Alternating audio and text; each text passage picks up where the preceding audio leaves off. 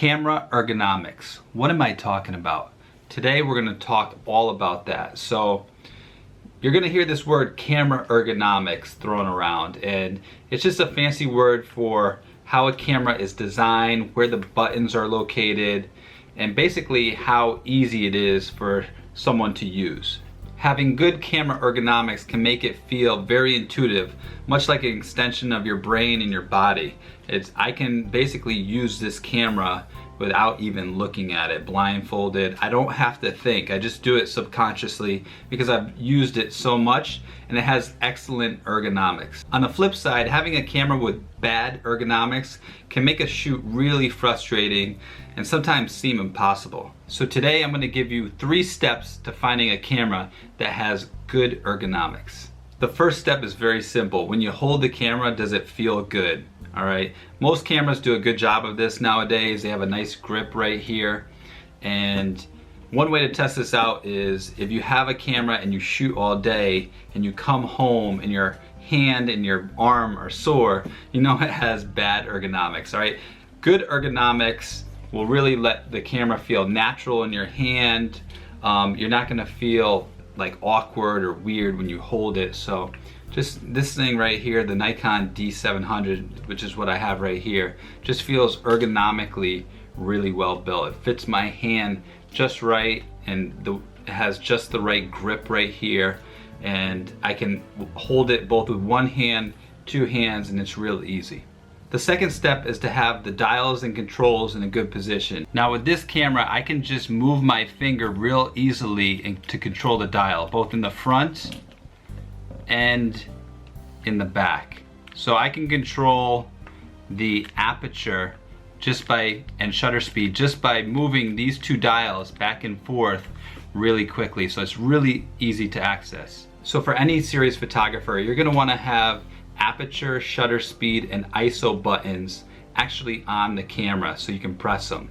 This one has the ISO right here, the white balance. You're not gonna wanna have to go into the camera settings in the menu to find them because it's gonna take too much time. One reason I really like Nikon is the ergonomics are so good on the outside of the camera. For instance, this dial to go through the photos and review them, both right here and right here, is very simple. Also, it's great, it has the focusing points right here, which also make it very easy to just flip on, and I can focus right on the very spot that I want. So having good ergonomics can really make everything very, very fast. And when you learn it, it becomes intuitive. If I have to look every time to press a button, it's gonna slow me down, and then I'm gonna get out of rhythm. It's gonna hurt the whole flow of a shoot. The third step is looking for a good viewfinder and screen, all right? The viewfinder is where you put your eye up to take the picture.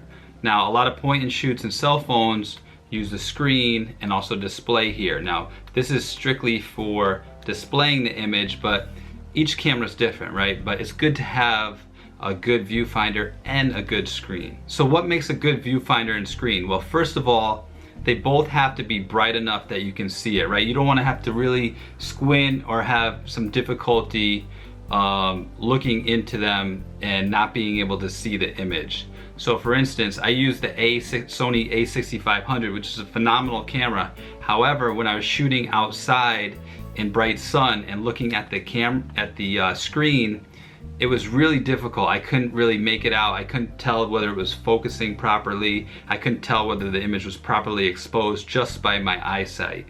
Now, there was other ways to do that and get around it, but it made the camera a little slower and it made it a little more difficult. And for that, the ergonomics, I thought, really suffered.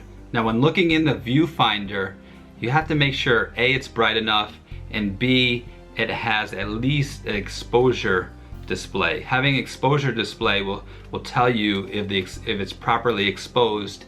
It also could tell you things like aperture, shutter speed, ISO, picture count, white balance.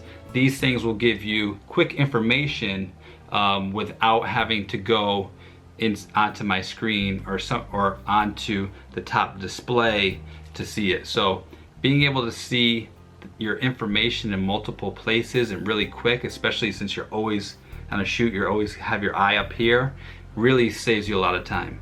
The two things to look for on a display screen are A, the resolution should have a very good resolution that's obviously going to give you a lot of feedback when you take pictures, and it should be bright enough that you can see when it's during the middle of the day when it's sunny out. If you can't see it and if the resolution is not good, it's not going to give you enough feedback in order to adjust, and it's going to slow you down. So everything with ergonomics is made for speed and to make your life easier as a photographer and to concentrate on the shoot and not on the real technical stuff. So having a camera that's really ergonomically well built can really make the photographs turn out better. Whereas if you have a phenomenal camera that looks good with all the specs but the ergonomics are really bad, you're not going to get the same, you're not going to be able to use the camera and get the best quality out of it, all right? It's not gonna live up to its capability because you have to keep redoing something, or you didn't quite get the focus, or you didn't get the right exposure right, and things like this can really ruin a shoot. So having good ergonomics is essential. I hope you enjoyed that video. If you did, add a comment, press that like button, and also, if you haven't done so, subscribe right here so you can get more videos like this. I just also wrote an ebook that will give you all my favorite gear. You can click on that to go see it, and that's a free download. And over here you can watch more videos that I make. And I will see you in the next video.